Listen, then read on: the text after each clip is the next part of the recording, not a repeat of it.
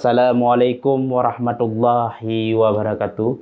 Saya Iskandar PB, Kepala Perwakilan YARA Aceh Utara, dan juga sebagai anggota pengarah pada Satuan Tugas Advokasi Pembumian Ideologi Pancasila di Yayasan Advokasi Rakyat Aceh.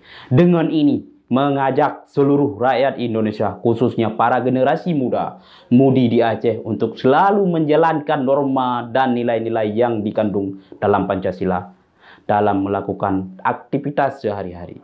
Pancasila sebagai ideologi negara kita telah memberikan arahan kepada kita, seluruh rakyat Indonesia, agar hidup sesuai dengan nilai-nilai yang Pancasilais, dan sudah menjadi kewajiban kita sebagai bangsa Indonesia untuk selalu menerapkan nilai-nilai Pancasila dalam kehidupan sehari-hari, sehingga cita-cita para pendiri bangsa dan negara Indonesia yang terkandung di dalam Pancasila akan menjiwai setiap generasi bangsa Indonesia, sehingga kita dapat hidup rukun dan berdampingan dalam berbagai suku, bangsa, agama yang ada di Indonesia. Assalamualaikum warahmatullahi wabarakatuh.